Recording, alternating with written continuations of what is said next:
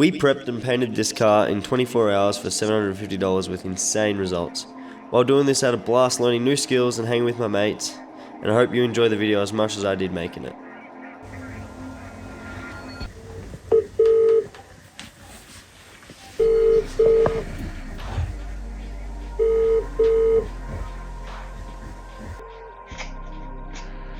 Hello? Yeah, what's going on? No, not much stuff. No, like just editing the latest video for YouTube. Nice. Yeah. We're gonna come around and paint your car. Yeah, right. Sounds good. It's been 12 months since we bought the stuff for it. Yeah, I know. We'll come around now. You're not doing anything. That sounds like a plan. You're never doing anything. I apologise in advance. Since I got back from New Zealand, I've had like this cold that I can't get rid of. It's just wrecking me. And it doesn't help because I don't stop to actually let myself recover. So anyway, I'm partly to blame. 18 months ago, he picked up this car, maybe even closer to 2 years ago, he picked up this car that he wants to basically just get on the road for now, and it had been crashed in the front, and we repaired the front. He bought another shell, then we transferred all the parts to the front of it, put on this new one, new engine mounts, new transmission mounts, and basically got to the point where it's close to roadworthy. And one thing that he's wanted to do is paint the car black. So none of us have really done anything like this before. I've helped Mike with the Evo, like prepping and stuff, but I've never painted. Jason's probably gonna paint the car because he's the most keen to get behind the gun. But otherwise, we're just three blokes that have got no idea what they're doing, and we're gonna try to make Grady's car one colour. We're gonna head around to Grady's now. Obviously, we just called him, and yeah, we'll see you there.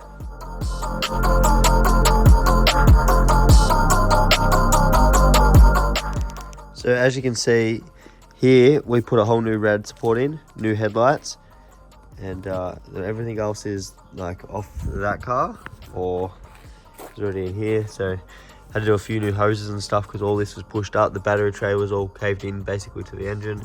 But other than that, the car now runs and drives. Changed the engine and gearbox mounts, and obviously we sprayed that black, and we had all this off, new guards and everything. That's why it doesn't match. We wasted no time getting stuck into sanding the car, and boy does this job suck.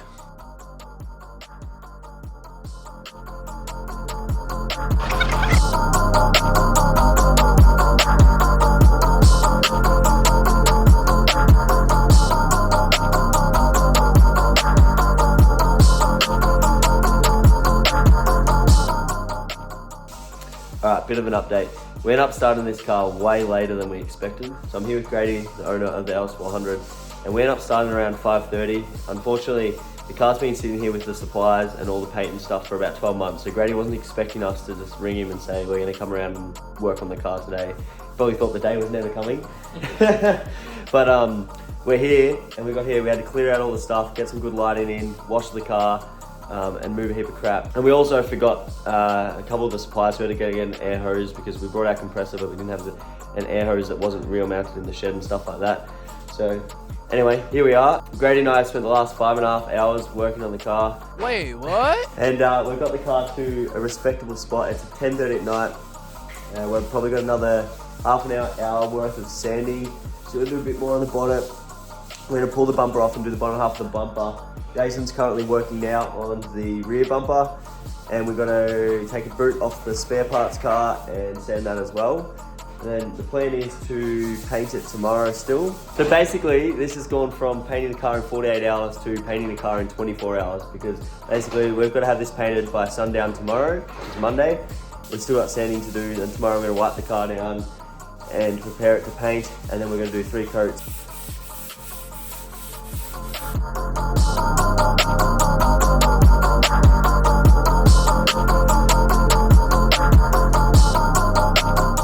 Grady and I spent the last 5.5 hours working on the car. Do you see the difference in the spray pattern? Do you see how Quick 101 on how to paint, Jason. right here? So it's 11:30. We're about to call it the night. Jason's just watching some quick how to paint videos, how to set up the gun, because again, we've got no idea. It's probably 90% sanded. Still got to take the front and rear bumper off and sand them properly. We've sanded like the top halves of them. We're still going to take out the headlights and one more tail light. Then we'll wipe the car. Then tomorrow we'll finish the little bit of sanding we have left, wipe the car down, mask it up, tack cloth it, and hopefully be painting by like 11, 12 o'clock tomorrow. Car's not perfect, plenty of dents in it, but as long as it's one color and it doesn't look we'll be happy. So it's the next day, we're heading to Grady's. It's about a 5-minute drive from my place, and yeah, we stopped in to grab a few extra supplies, and we'll get to it. We're arrived back at Grady's. We've pushed the car out of the shed. We're just going over, looking for any bits that we've missed, any shiny bits that are still there, and finishing the remaining of the sanding, which is underneath the skirts, the bottom half of the car. Grady's removed the bumper, front and rear. We're gonna put them up on the table, finish sanding them, and we're gonna paint them off the car. Everything else we're gonna paint on the car because we really don't have time to be pulling the fenders off, and we just want this done by the end of the day. So this is the basics of what we need to paint the car. We've got the Ryobi orbital sander from Bunnings. Got the Ryobi, I think it's about $49 paint gun. A couple tack cloths, some masking tape, coveralls for when we paint, a bunch of 400 sanding pads, and we've got a couple 240s there just in case there's some minor things that we need. We're trying not to do that to avoid costs. We don't want to have to prime and bulk stuff, so that's Grady's choice. We just want to do it as cheap as possible. We've got the paint. Shout out to Bailey for hooking us up with that. You'll see the colour soon, but it's BMW Jet Black. And yeah, thinners, hardener. And yeah, basically that's everything that you need from basics point of view. We still need to pick up a couple things. One of them is a paint cup.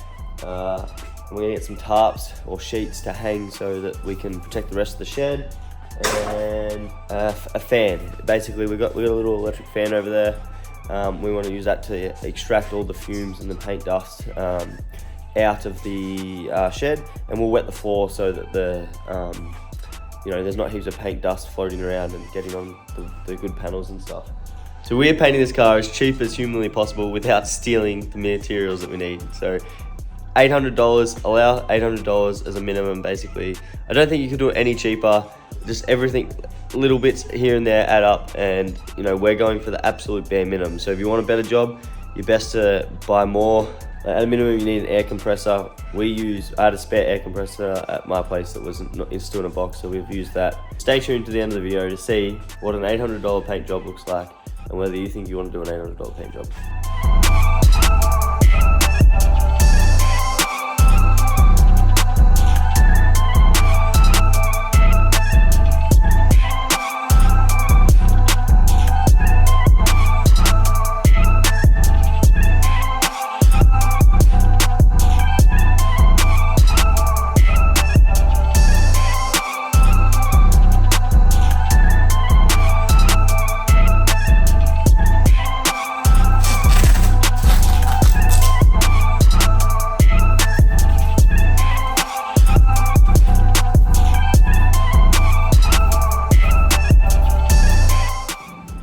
So the car is ready for paint. Grady's just running the tack cloth over it now. It's all masked up. Boots off. Again, we're leaving the rear bumper on, and we'll paint the front bumper and the boot on the trestles. Take a good look at the silver and blue LS400, because next time you see it, it's going to be going black.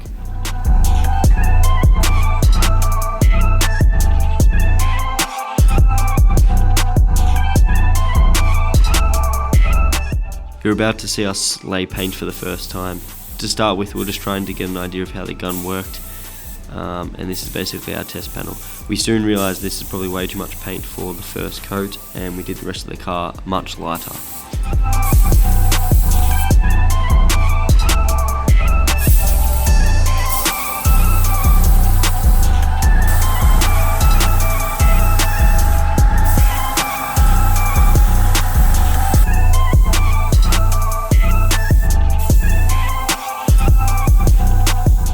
One of the important things we realised is lighting. the shed had really bad lighting that made it really hard to paint. So we ended up following ourselves around with an LED light. It was better, but it was still really, really bad. So that's something we'd improve on for next time.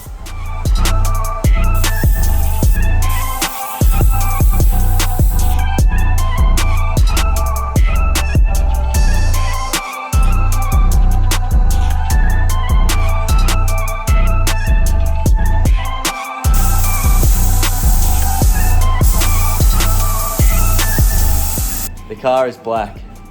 It is fully painted. It come up alright. The biggest problem we had was lack of light.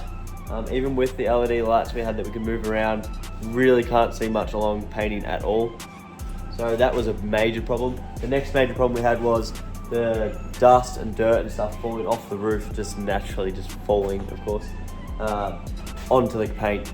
And it's got some imperfections in the paint, like you can see where they're sitting in there.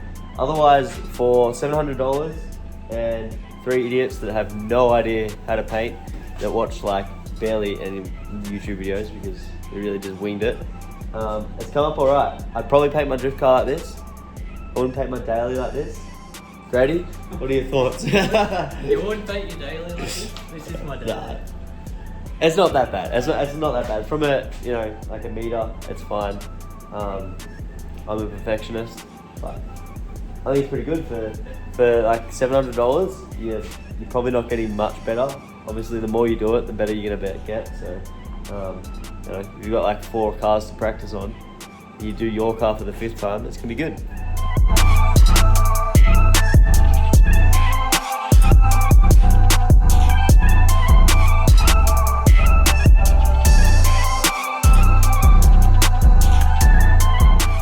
So we're gonna leave it here for tonight. We've got the heater cranking. Tomorrow Grady's gonna unmask the car and then we'll come back and help him do the final assembly, put the headlights back in, tail lights back in, all that kind of stuff. And we'll give you a proper look of how the car turned out. For now, I haven't eaten all day. I'm getting hungry. So we'll see you tomorrow. Don't get my chair out.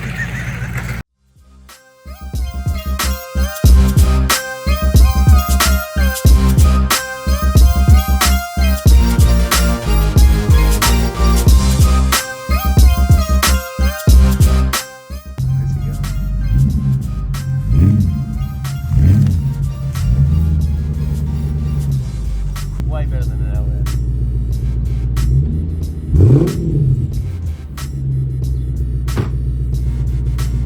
Alright, fast forward a few days and we are back at Grady's house and we have driven the car out of the shed.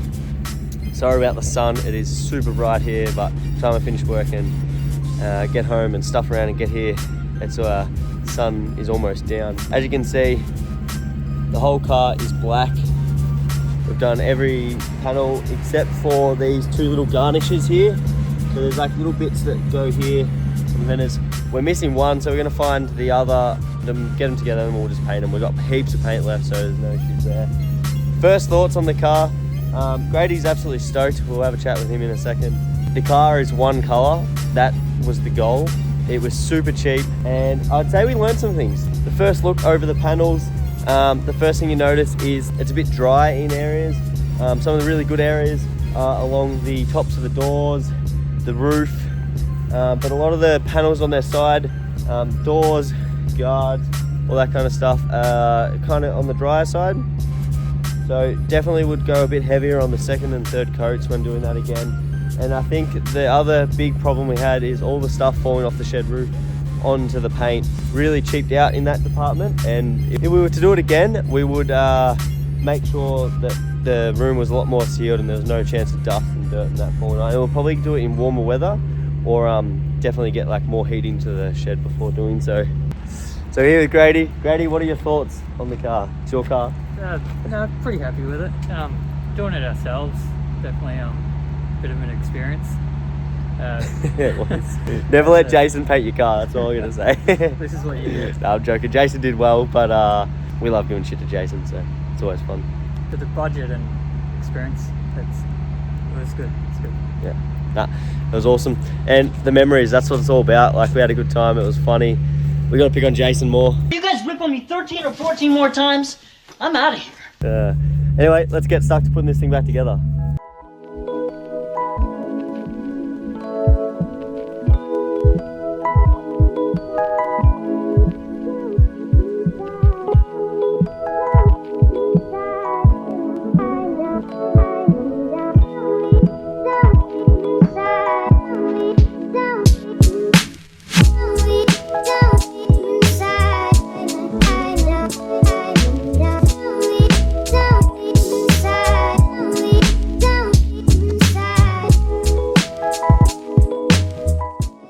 boot on. We've tucked the wiring back up here and through here. We're going to zip tie all this up. Some of the plastic clips were broken, so we'll zip tie that up neatly. Got the tail lights in. I'm going to close the boot for the first time. You want to do the honours, Grady? Shut it.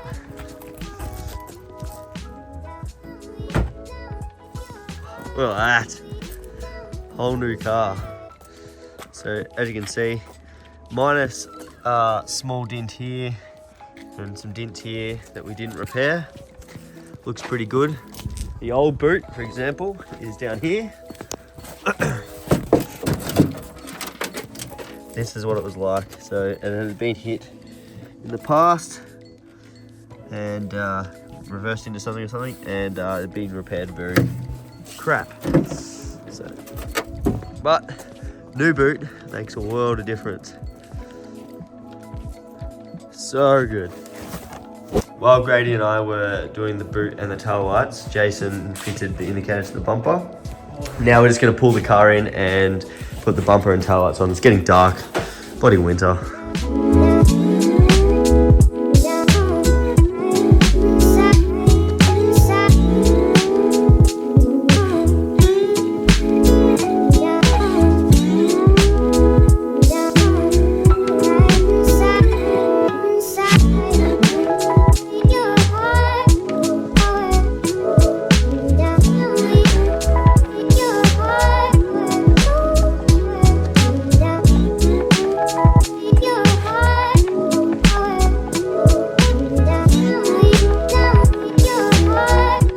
And just like that, the headlights are in and the front bumper is on. Actually looks so good. So imagine this, about 200 mil lower, cool wheels, 3-piece wheels, and yeah, cruising down the highway. It's gonna look pretty good.